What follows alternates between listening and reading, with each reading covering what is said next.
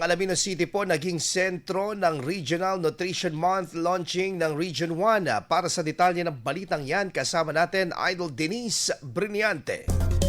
104.7 IFM. Report! Naging sentro ng pagdiriwang ng 52nd Nutrition Month ang Alaminos City matapos matagumpay na idaos ang Joint Regional and City Nutrition Month launching noong Martes, Hulyo 7. Target ng mga organizer na makalikom ng hindi bababa sa 300 kalahok mula sa iba't ibang ahensya, lokal na pamahalaan at mga katuwang sa pagsusulong ng mga programang pangkalusugan at nutrisyon. Ayon sa officer in charge ng National Nutrition Council Region 1, taon-taong sinasagawang regional launching sa iba't ibang lugar sa rehiyon. Aniya napili ngayong taon ng Alaminos City bilang husa dahil sa patuloy nitong pagpapatupad ng iba't ibang programang pangkalusugan at pangkalikasan.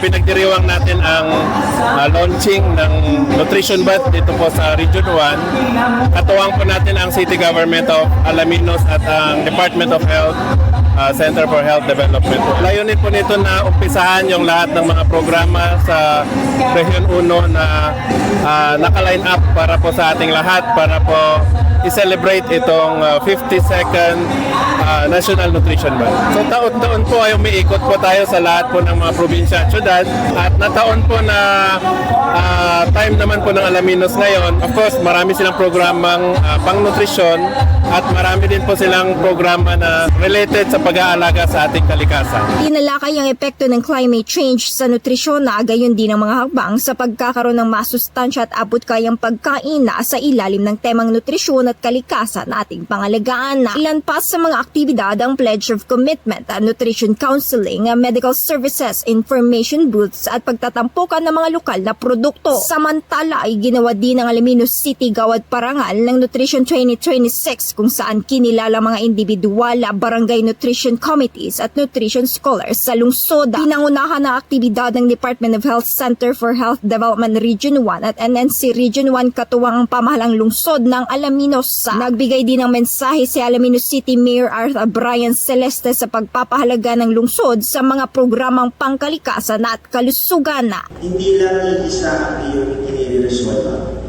Isa na dyan ang aming turismo kung saan pinapangalagaan namin ang 100 Islands.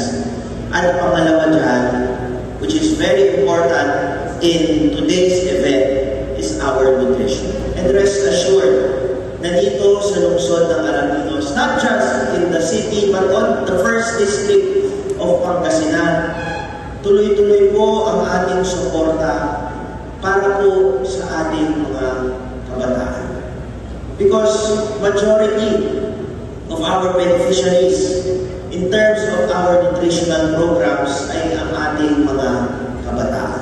Kasama mo mula rito sa IFM News, nagupan nito sa Idol Denise Brillante, Tatak, IFM. IFM News. IFM News. IFM.